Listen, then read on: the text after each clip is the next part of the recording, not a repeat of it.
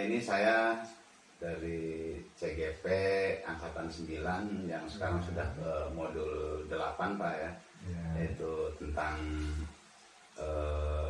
pengambilan keputusan berdasarkan nilai-nilai kebajikan. Ini ada tugas yang diantaranya adalah mewawancarai beberapa kepala sekolah untuk menyelesaikan tugas saya di CGP ini. Mungkin ada beberapa pertanyaan yang akan saya sampaikan dalam wawancara ini Pak, tentang pengambilan keputusan berdasarkan nilai-nilai kebajikan sebagai seorang pemimpin. Mudah-mudahan bisa ya Pak. Berdasarkan pengalaman saya. Ya. Pertanyaan yang pertama mungkin ini apabila ada masalah kemudian harus diselesaikan, itu bagaimana cara Bapak untuk mengidentifikasi sebuah kasus itu atau masalah tersebut, itu apakah dia tergolong dalam dilema bujukan moral atau dilema etika itu Pak? Bagaimana untuk identifikasinya? Terima kasih. Dalam sebuah masalah itu, dalam penyelesaiannya kan masalah itu biasanya ada dua pilihan. Apalagi kalau masalah itu pilihannya semuanya baik, maka tentu sebagai seorang pemimpin timbul dilema. Ya. Kenapa timbul dilema? Karena pilihannya adalah semuanya baik, baik secara etika ataupun secara pembelajaran. Ya. Nah, kalau tidak baik mah antara negatif dengan positif, yaitu mungkin sangat mudah, tidak menimbulkan dilema. Nah, ini mungkin yang Bapak tanyakan adalah karena pilihannya keduanya penyelesaiannya itu ini A baik, B juga baik, nah tentu timbul dilema. Nah, mungkin nanti ada tindakan-tindakan bagaimana kepala sekolah itu harus mengambil kebijakan, karena kebijakan itu tetap harus diputuskan, harus dipilih, begitu ya. Jadi dalam penyelesaiannya memang harus diidentifikasi ini ya Pak ya. Betul. Harus diidentifikasi mana yang dilema bujukan moral atau dilema etika. Baik Bapak, kemudian pertanyaan yang kedua yaitu untuk menyelesaikan yang khususnya yang dilema etika itu Pak, itu berdasarkan pengalaman Bapak itu langkah-langkahnya seperti apa itu Pak? Baik, untuk kebiasaan ini yang saya lakukan adalah apabila itu memang harus diputuskan, karena keputusan itu tetap harus dibuat dan secepatnya, jangan sampai kita menunda-nunda permasalahan, karena kita tidak tahu, siapa tahu besok sudah ada masalah baru, harus diputuskan. Tentu kita harus banyak mempertimbangkan hal. Di samping kepala sekolah juga sudah punya solusi, tentu kepala sekolah juga akan mengumpulkan semua warga, terutama guru-guru di SD ini, untuk diminta pendapatnya. Ya. Siapa tahu pendapat kepala sekolah tadinya cuma 2, ada pendapat yang dari guru-guru dijumlahkan menjadi 5, sehingga keputusan yang dihasilkan itu merupakan kesepakatan bersama-sama yang tentunya mempertimbangkan yang efek negatifnya paling sedikit. Ya. Efek negatifnya paling sedikit, karena setiap keputusan itu tidak mungkin menyenangkan semuanya. Ada secara yang dikorbankan, apakah cinta atau apa, kasih sayang itu tetap. Begitu. Baik, menurut Bapak, walaupun Bapak sudah punya gambaran nanti keputusannya seperti apa, tapi Bapak sebagai seorang pemimpin juga tidak lepas dari kolaborasi Pak dengan bawahan Bapak ya. Dengan guru-guru yang lain, jadi mengumpulkan bagaimana pendapatnya begitu. Kemudian dari misalnya Bapak mempunyai satu solusi, barangkali yang lain bisa lebih menguatkan Pak ya, lebih menguatkan. Kemudian juga mengambil keputusan itu yang lebih sedikit unsur maslahatnya Pak ya. Kekurangannya Pak ya. Baik, pertanyaan yang ketiga ini Pak, cara-cara yang efektif menurut pengalaman Bapak, berdasarkan pengalaman Bapak itu dalam pengambilan keputusannya itu yang efektif itu yang seperti apa, Pak? Nah, itu, ya. Seperti sudah dikatakan tadi bahwa menunda-nunda sebuah permasalahan itu tidak baik menurut saya. Makanya cara yang efektif itu ketika ada sebuah permasalahan, ya, meskipun itu mengandung dilema, ya, tetap kita harus secepatnya mengumpulkan guru-guru yang menyelesaikan tadi. Jadi intinya caranya yang paling efektif adalah secepatnya menyelesaikan masalah tersebut. Ya, dengan tadi yang sudah dibicarakan tadi bahwa Langkah-langkahnya tadi, Pak. langkah-langkah itu disebutkan dan mengambil keputusan yang paling sedikit unsur negatif. Baik, Bapak. Kemudian yang pertanyaan berikutnya, selama ini Bapak dalam mengambil keputusan, Ya. itu tantangannya kira-kira bagaimana itu Pak tantangannya? Apa ada tantangan yang berat, misalnya tantangan yang biasa-biasa saja, atau bagaimana itu Pak? Iya, betul sekali. Bahwa memang Pak, kalau mengambil keputusan itu banyak tantangannya dan juga banyak pertimbangannya. Pertimbangannya itu kalau sudah berhubungan dengan perasaan, itu masalahnya. Kita mengambil A, keputusan A, yang dikorbankan yang ini. Kita mengambil keputusan B, contohlah tantangan ini kebijakan untuk masa depan atau secepatnya. Itu untuk pertimbangan dengan murid yang mungkin ada korban gurunya. Nah itu, jadi mempertimbangkan masalah-masalahnya itu tantangan-tantangan itu mengalahkan kita perasaan. Ya. Jadi untuk secepatnya mengambil keputusan itu. Ya, coba kira-kira. Terus misalnya ada sebuah masalah, Ya. kemudian tadi Bapak sudah memberikan penjelasan bahwa harus diselesaikan secepat mungkin. Ya. Nah, itu ada perlu waktu khusus nggak Pak, waktu terjadwal misalnya pada diselesaikan nanti malam, Bapak berenung dulu atau secara spontan atau bagaimana itu Pak? Ya, betul sekali ya. Bahwa dalam perjalanannya sekolah yang sebesar ini, tentu setiap hari timbul permasalahan, baik itu yang besar atau yang kecil. Nah, kalau kita menyusun jadwal, ini ada masalah misalkan timbul hari ini, wah kita sudah saya rencanakan nanti hari Sabtu, misalkan ada masalah hari Senin, wah kita rencanakan nanti hari Sabtu Untuk penyelesaiannya. untuk penyelesaian suatu minggu kita tunda. Ya. Nah, kan kita tidak tahu bahwa besok juga akan muncul masalah, ya. Betul kan? Makanya langkah-langkah yang menurut saya paling bagus secepatnya, jangan menunda-nunda permasalahan seperti yang sudah dibicarakan dari awal, bahwa secepatnya selesai masalah yang timbul tersebut, karena kita tidak tahu besok itu juga akan timbul masalah atau tidak. Kalau tidak timbul masalah ya alhamdulillah. Kalau tidak timbul masalah baru, berarti kita tidak punya PR, kita menyelesaikan masalah yang baru. Jadi intinya bahwa tidak ada jadwal khusus untuk menyelesaikan sebuah masalah, tapi spontanitas Pak. Begitu masalah timbul, ya kita rembuk bareng-bareng, kita musyawarahkan, kita cari solusinya. Ya, begitu.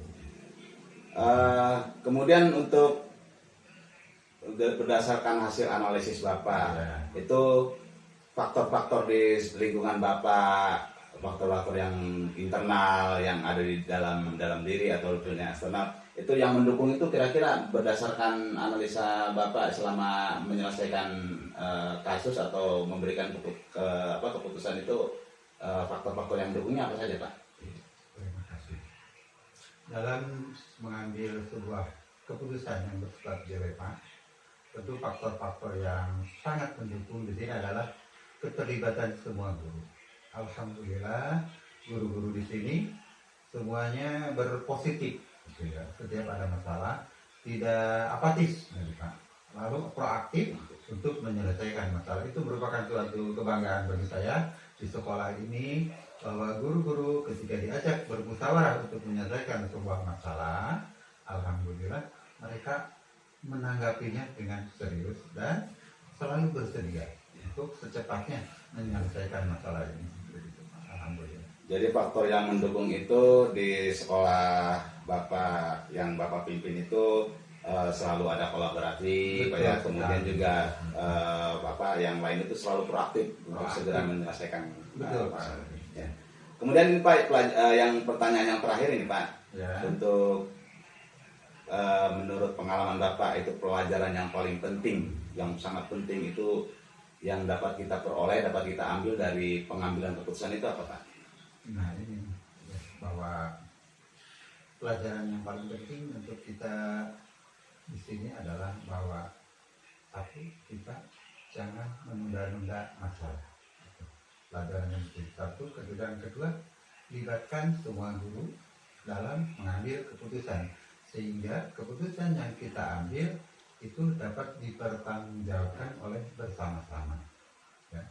Tentu dalam hal ini tidak akan memuaskan semuanya, tetapi minimal semua guru itu bisa mempertanggungjawabkan semua keputusan yang diambil. Jangan ini ketika keputusan diambil, yang ini tidak mengetahui keputusan ini diambil, tidak mengetahui. Jadi intinya bahwa keputusan itu diputuskan secara bersama-sama, yang intinya dipertanggungjawabkan secara bersama-sama. Jadi kesimpulan dari Bapak yang berdasarkan catatan saya Pak ya, Ya. jadi masalah atau dilema itu segera diselesaikan secepat mungkin. Betul. Jangan menunda, sebab Jangan ditunda. kalau ada masalah baru nanti akan lebih repot lagi Pak ya. Repot, ada Kemudian PR. pelajaran penting yang berikutnya itu menyelesaikan masalah itu dengan kolaborasi, dengan musyawarah, sehingga nanti hasil keputusan akhir yang diambil itu ikut mempertanggungjawabkan semua elemen yang ada di sekolah ini. Betul sekali. Ya. Baik Bapak, terima kasih atas waktunya ini dan atas waktunya karena Bapak mau diwawancara oleh saya. Ya, Kemudian juga saya mohon maaf karena sudah mengganggu Bapak dan sudah merepotkan Bapak. Itu saja mungkin Bapak ya. Terima kasih. Sama-sama Pak Dasmin, terima kasih juga sudah mewawancarai saya. Sedikit informasi mudah-mudahan berguna, dan itulah yang kami lakukan di sekolah kami, yaitu di SD Badan 3 Pak. Ya. Ya udah Bapak, terima kasih Bapak ya. Sama-sama. Mohon pamit. Assalamualaikum warahmatullahi wabarakatuh. Waalaikumsalam warahmatullahi wabarakatuh.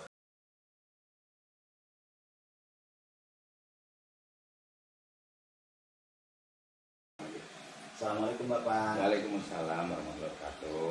Maaf Bapak mengganggu waktunya. Nggak apa-apa, silahkan.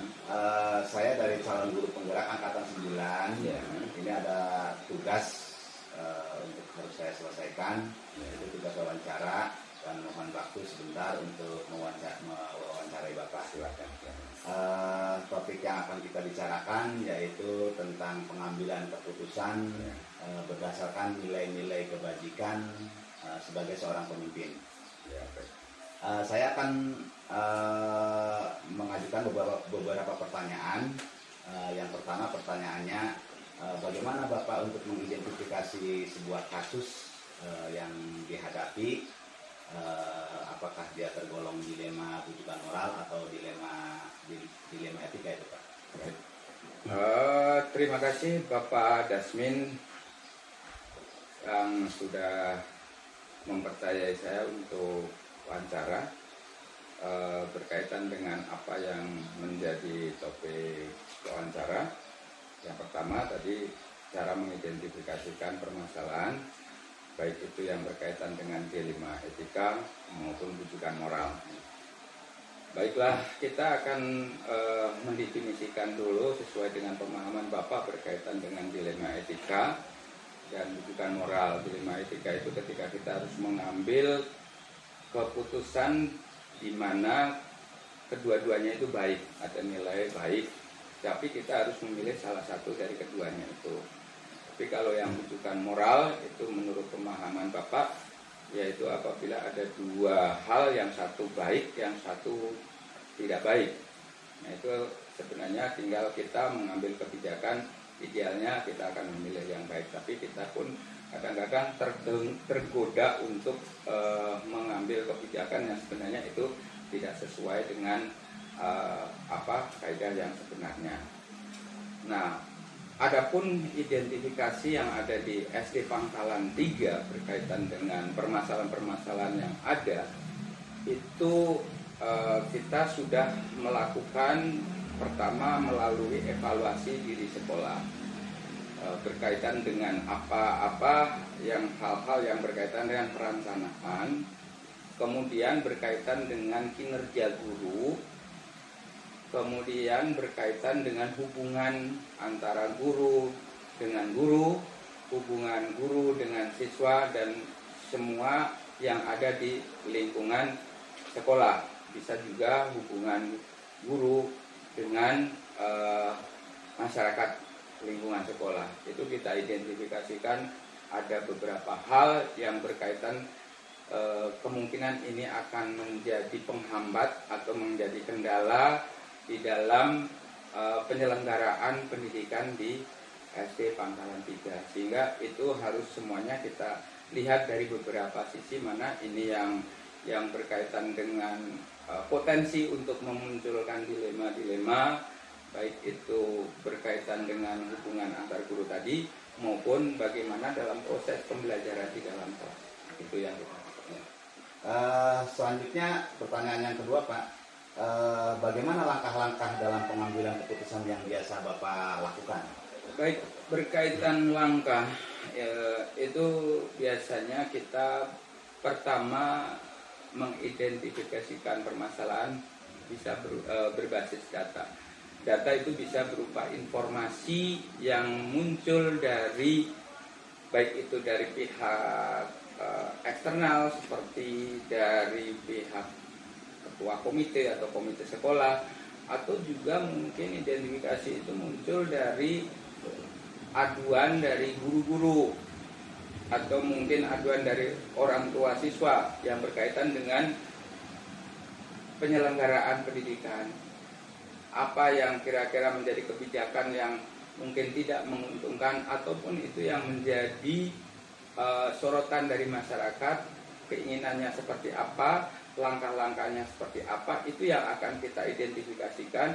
Kemudian kita kumpulkan orang-orang yang berkompeten di bidang itu, misalnya dalam perencanaan, penggunaan anggaran. Itu juga kita harus melibatkan beberapa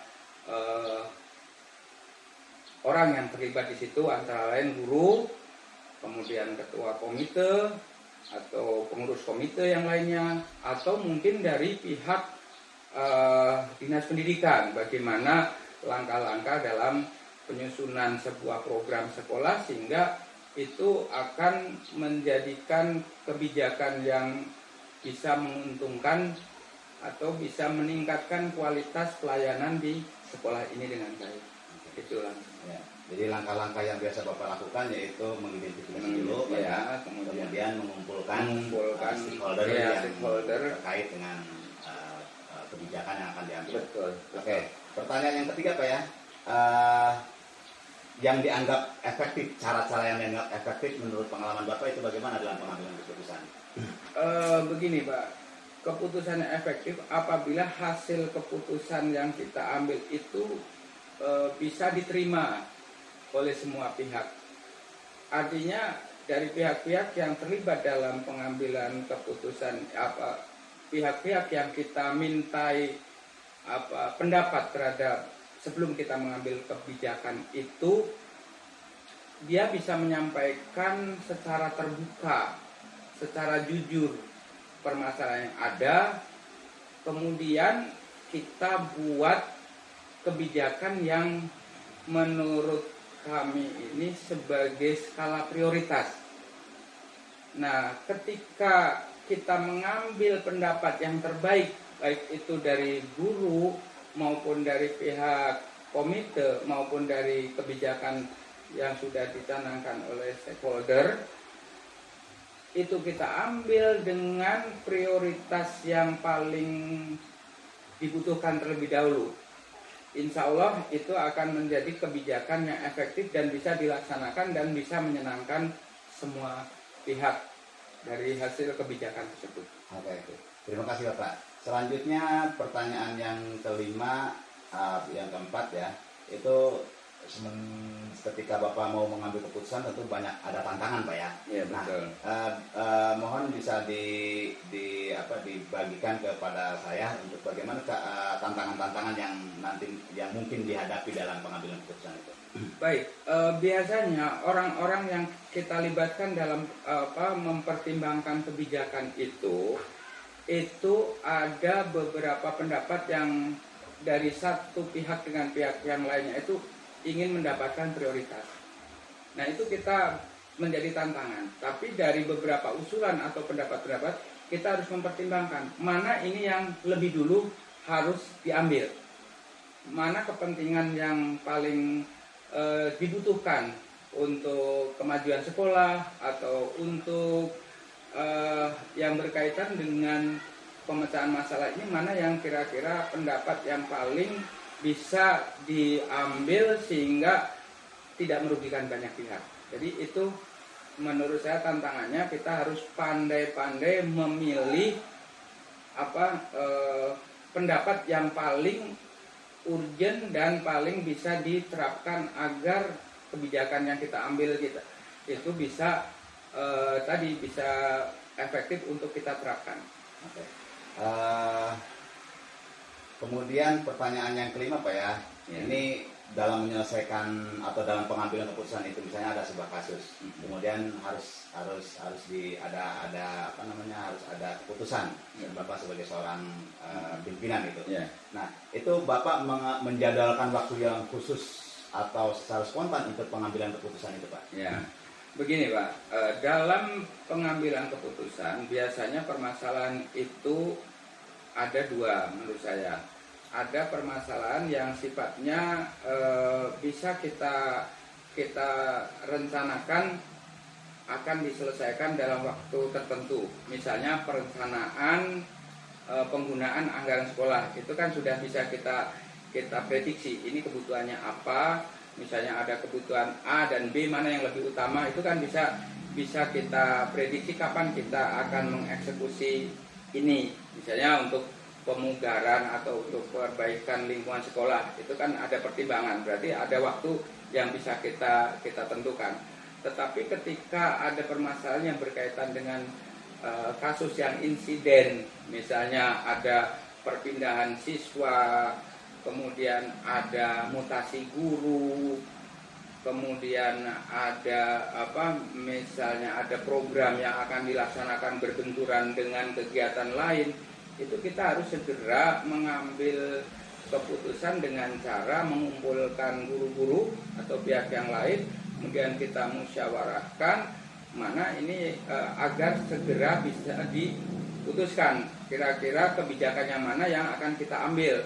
Nah misalnya contoh kasus ketika kita ada protes dari sebagian masyarakat berkaitan dengan pelaksanaan kegiatan ekstrakurikuler yang berbenturan dengan kegiatan sekolah agama, maka kita langsung segera mengumpulkan guru-guru untuk mendapatkan masukan kira-kira seperti apa model pelaksanaan kegiatan ekstrakurikuler tersebut supaya tidak berbenturan dengan kegiatan yang sudah rutin dilaksanakan di luar sekolah, yaitu kegiatan sekolah agama. Maka kita mungkin memindahkan jadwalnya sesuai dengan kapan waktu kosongnya untuk kegiatan ekstrakurikuler, ataupun di sistem berselang. Misalnya hari ini kegiatan ekstrakurikuler olahraga, mungkin untuk hari yang sama tapi minggu berikutnya itu dengan kegiatan ekstrakurikuler kegiatan yang berbeda gitu. Sehingga itu sudah menjadi salah satu model solusi agar kegiatan di luar sekolah itu bisa dilaksanakan dan kegiatan ekstrakurikuler pun bisa dilaksanakan. Itu contoh saja. Jadi kesimpulannya ketika ada rencana yang sudah terprogram, itu keputusannya bisa menunggu waktu, menunggu jeda Pak ya. Iya, betul. Kalau untuk yang kasus yang spontan atau permasalahan yang spontan itu Bapak juga harus segera diselesaikan waktu itu juga. Oke, terima kasih Bapak. Kemudian pertanyaan yang keenam Pak, faktor-faktor apa saja yang Bapak ambil yang sebagai dukungan untuk pengambilan keputusan itu? Tentunya pertama kita harus mengembalikan permasalahannya apa. Kalau misalnya berkaitan dengan perselisihan antar misalnya ada perbedaan pendapat antara satu guru dengan yang lain, ya tentunya kita akan perlu mediasi. Mediasi itu harus kita mendekati orang-orang yang kira-kira bisa bisa memberikan solusi atau jalan tengah dari kedua belah pihak yang bersengketa ataupun memiliki permasalahan. Ketika permasalahan muncul itu dari anggota masyarakat yang berkaitan dengan protes terhadap kegiatan-kegiatan di sekolah dan lain sebagainya, itu juga kita harus bisa menempatkan kedudukan ketua komite sebagai penengahnya. Kemudian kalau permasalahan itu berkaitan dengan kebijakan pusat, ya berkaitan dengan nasib tenaga guru, nasib tenaga sukuan dan sebagainya, itu pun kita harus bisa mengklarifikasi, mendapatkan informasi yang clear berkaitan dengan permasalahan itu dari stakeholder atau pembuat kebijakan, misalnya dari dinas pendidikan atau apa, yang tahu persis tentang permasalahan ini, bagaimana seharusnya, bagaimana nasib guru-guru kita ke depannya berkaitan dengan misalnya pengangkatan P3K seperti apa, bagaimana prosedurnya. Itu kan ada pihak-pihak yang memiliki kompetensi, ya orang-orang yang terlibat di situlah yang kita berikan kita mintain informasi dan kita libatkan untuk ikut terlibat dalam pemecahan permasalahan yang ada di sekolah. Oke. Terima kasih Bapak. Kemudian ini pertanyaan yang terakhir Pak ya. Pelajaran atau materi yang penting yang dapat kita peroleh dari pengambilan keputusan yang Bapak ambil itu seperti apa Pak? Banyak hal yang tentunya bisa kita ambil dengan kita melibatkan beberapa pihak dalam pengambilan keputusan itu. Yang pertama adalah hasil dari kebijakan yang kita ambil itu tentunya bisa memuaskan semua pihak. Jadi tidak ada pihak yang merasa dirugikan dengan kebijakan itu. Yang kedua, kita jamin apa yang sudah kita putuskan itu berdasarkan pertimbangan yang tentunya itu tidak akan melanggar norma agama, norma hukum, dan juga norma sosial, karena sudah ada pertimbangan dari berbagai macam sisi.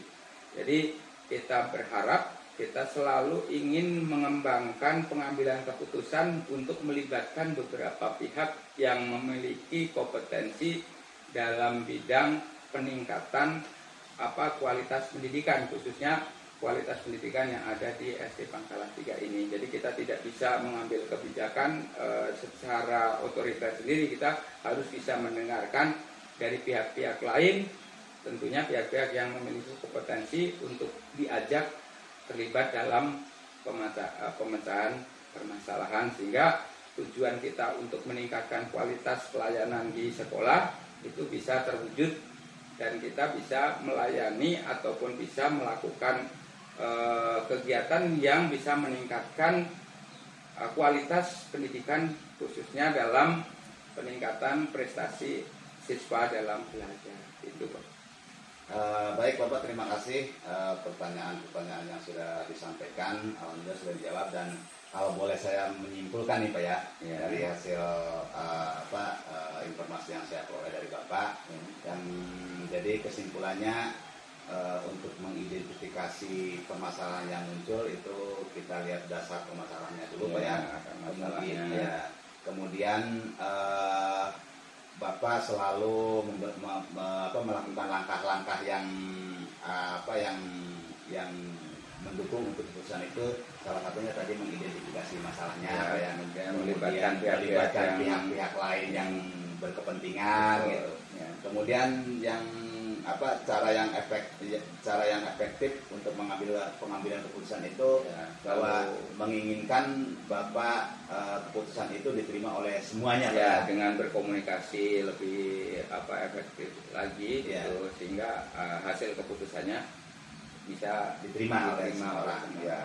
Kemudian Bapak juga tadi untuk pengambilan waktunya ketika ada masalah itu yang bersifat yang terencana, yang segera dilaksanakan. Yang sudah terencana itu bisa kita memikirkan dulu Pak ya. Waktu yang kemudian pelajaran yang penting yang dapat diperoleh dari pengambilan keputusan itu bahwa tadi kita mengidentifikasi, kemudian melakukan langkah-langkah penyelesaian, kemudian pengambilan keputusannya juga berdasarkan musyawarah tidak otoriter Pak ya. Iya. Kemudian juga keputusan itu bersifat universal Pak ya. Iya. Universal bisa diterima oleh semua kalangan yang Iya. ada di lingkungan kerja Bapak. Iya. Kemudian juga Sesuai dengan diketahui norma, norma agama, sesuai dengan norma agama, norma hukum dan norma norma sosial. sosial ya.